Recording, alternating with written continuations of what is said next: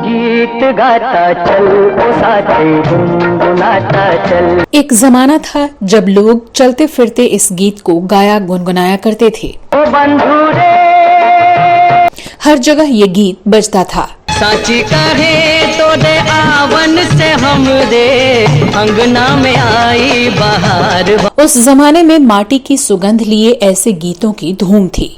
जोगी जी कोई ढूंढे मूंगा, कोई ढूंढे मोतिया, हम ढूंढे अपनी। आज भी जब ये गीत हमारे कानों में पड़ते हैं तो मन अतीत की सुनहरी स्मृतियों में खो जाता है और होठों पर ये गीत खुद ब खुद तैरने लगते हैं। मन भर माए नैना बांधे ये डगरिया, मन भर माए। दिल को छू लेने वाली और गवई सुगंध महकाने वाली इस आवाज ने एक समय धूम मचा रखी थी। तुम्हें गीतों में ढालूंगा, तुम्हें गीतों में ढालूंगा, सावन को आने। इस मधुर आवाज वाले गायक ने उस दौर में लोगों के दिलों में जगह बनाई थी जब फिल्म जगत में मोहम्मद रफी, किशोर कुमार, मन्ना डे और मुकेश जैसे महान स्थापित गायकों का सिक्का चल रहा था।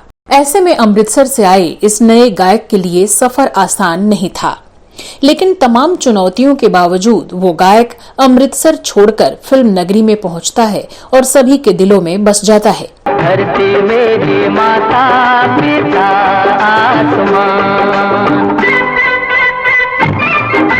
इस वीडियो में मैं आपकी दोस्त और होस्ट श्वेता जया अपने जमाने में अपनी गायकी से लोगों के दिलों पर राज करने वाले उसी गायक के बारे में बात करने जा रही हूँ जो जसपाल सिंह के नाम से मशहूर हुआ, लेकिन उसके साथ ऐसा भेदभाव हुआ कि उससे काम मिलना बंद हो गया और कुछ समय के बाद ही गुमनाम हो गया। इस वीडियो में जानेंगे और भी बहुत कुछ, तो आप कीजिए थोड़ा इंतजार और बने रहिए हमारे साथ।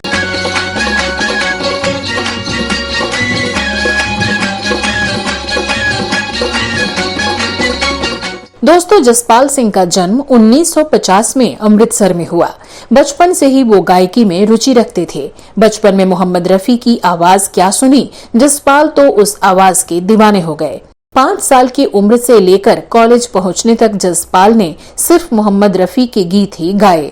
हालांकि उन्होंने लॉ की पढ़ाई पूरी की और घर वाले उन्हें एक सफल वकील के रूप में देखना चाहते थे, लेकिन लोगों की तारीफों से उत्साहित होकर जसपाल सिंह मोहम्मद रफी को प्रेरणा मानकर फिल्मों में अपनी किस्मत आजमाने के लिए 1968 में बम्बई अपनी बहन के यहाँ चले आए।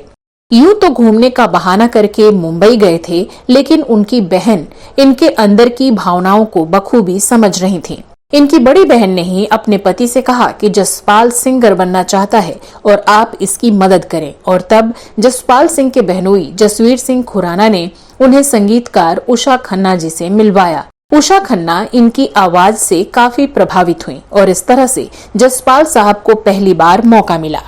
उनका ये गाना चला नहीं और जसपाल सिंह को वापस अमृतसर आना पड़ा। यहाँ आकर इन्होंने अपना दाखिला ग्रेजुएशन में करवा लिया, लेकिन इनका मन अब भी माया नगरी में ही अटका हुआ था।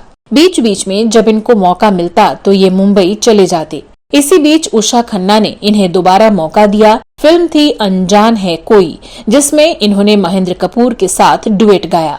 खेल मत मत का मटके में जो दिल अटका तो पड़ जाएगा फटका।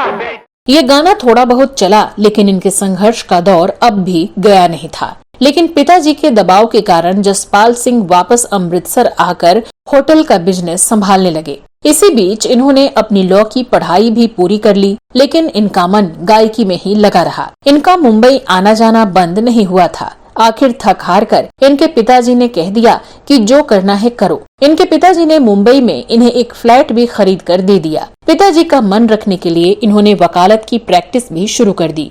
मुंबई में ही एक दिन इनकी मुलाकात हुई रविंद्र जैन से, जिन्होंने इनको फिल्म गीत गाता चल में गाने का मौका दिया। राधा का भी शाम हो तो मीरा का भी शाम, राधा का। इस फिल्म में जसपाल सिंह के गाए गाने सुपर डुपर हिट हुए। मुझको तो अपना सा लागे सारा जहां, धरती मेरी। और जसपाल सिंह की आवाज घर घर में गूंजने लगी। 1975 में रिलीज हुई थी फिल्म गीत गाता चल। फिल्म सुपर डुपर हिट साबित हुई। फिल्म की कामयाबी में रविंद्र जैन के संगीत के साथ साथ ताजगी भरी आवाज के मालिक जसपाल सिंह का बड़ा हाथ था।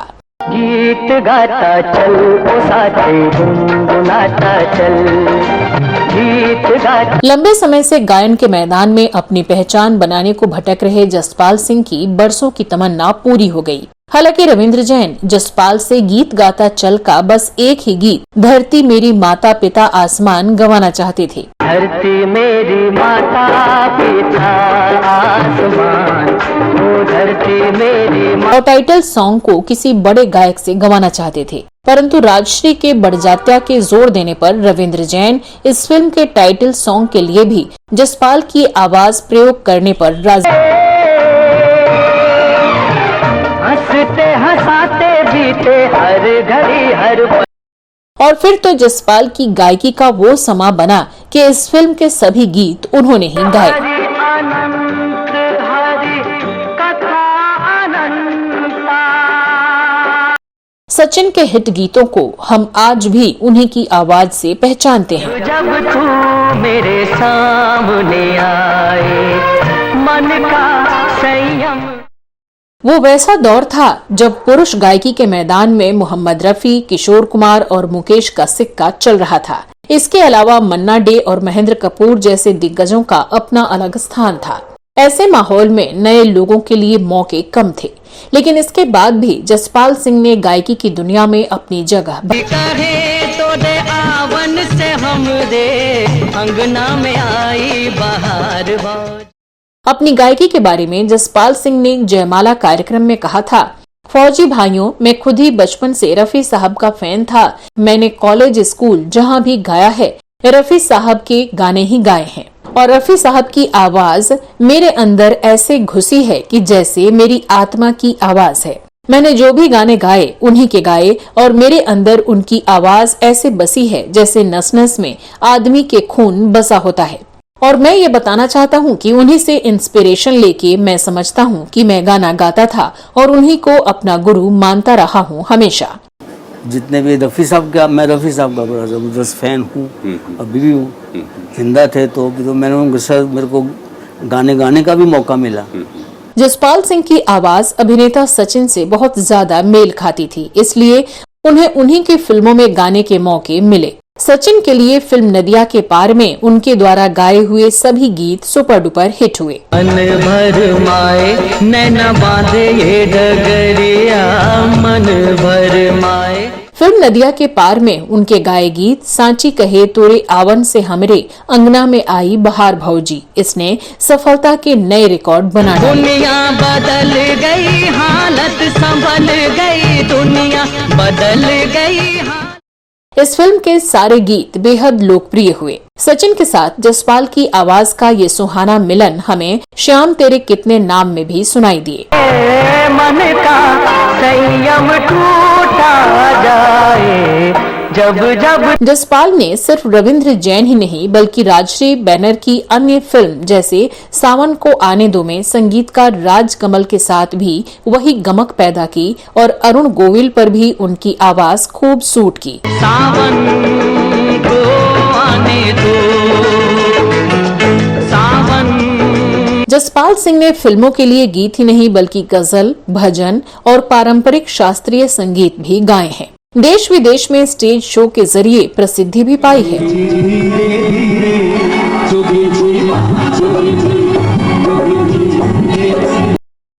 इन्होंने हेमलता और आरती मुखर्जी जैसी अपने दौर की लोकप्रिय पार्श्व गायिकाओं के साथ बहुत से सुंदर गाने गाए हैं।